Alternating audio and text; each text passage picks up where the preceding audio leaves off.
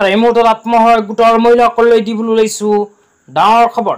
যিসকল আত্মসহায়ক গোটৰ মহিলাসকলে ভিডিঅ'টোত ক্লিক কৰিছে অনুগ্ৰহ কৰি ভিডিঅ'টো স্কিপ নকৰি প্ৰথমৰ পৰা শেষলৈ চাই থাকিব, কিয়নো এইটো ভিডিঅ'ৰ মাজত আলোচনা কৰিম যে যিসকল আত্মসহায়ক গোটৰ মহিলাসকলে 10,000কৈ টকা পোৱাৰ বাবে মুখ্যমন্ত্ৰী মহিলা উদ্যমিতা অভিযান আঁচনিৰ ফৰ্ম ফিল আপ কৰি জমা দিছিল, সেইসকল আত্মসহায়ক গোটৰ মহিলাসকলৰ বেংক একাউণ্টত অসম চৰকাৰে 10,000কৈ টকা কেতিয়া সোমাই দিব।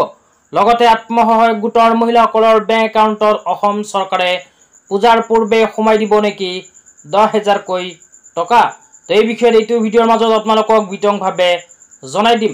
অনুগ্ৰহ কৰি ভিডিঅ'টো স্কিপ নকৰি প্ৰথমৰ পৰা শেষলৈ চাব আৰু মোৰ চেনেলত নতুন হলে প্লিজ চেনেলটো সাবস্ক্ৰাইব কৰি মোৰ লগত থাকিব। তো বলক ভিডিঅ'টো আৰম্ভ কৰি এই বিষয়ত আমি বিস্তাৰিত জানি লওঁ।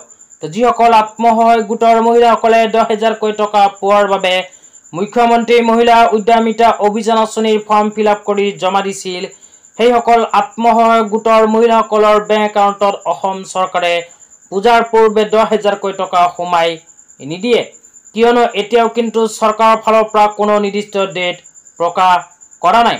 তো বহুতে হয়তো ভিডিঅ' বনাই আছে যে পূজাৰ পূৰ্বে আত্মসহায়ক গোটৰ মহিলাসকলৰ বেংক একাউণ্টত অসম চৰকাৰে 10,000কৈ টকা সোমাই দিব। এইবোৰ আপোনালোকে বিশ্বাস কৰিব নালাগে।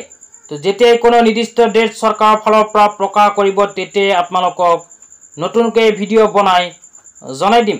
তো অনুগ্ৰহ কৰি ভিডিঅ'টো স্কিপ নকৰি প্ৰথমৰ পৰা শেষলৈ চাইছে যদি অনুগ্ৰহ কৰি মোৰ চেনেলটো সাবস্ক্ৰাইব কৰি মোৰ লগত থাকিব এনেকুৱা নতুন নতুন ভিডিঅ' সকলোতকৈ আগত পাবলৈ। ইয়াৰ লগতে আত্মসহায়ক গোটৰ 10,000 টকা সম্বন্ধে যদি আপোনাৰ কোনো প্ৰশ্ন থাকে তেন্তে এইটো ভিডিঅ'ৰ কমেণ্ট বক্সত কমেণ্ট কৰি জনাই দিব পাৰে। তো আজি ইমানেই, ধন্যবাদ।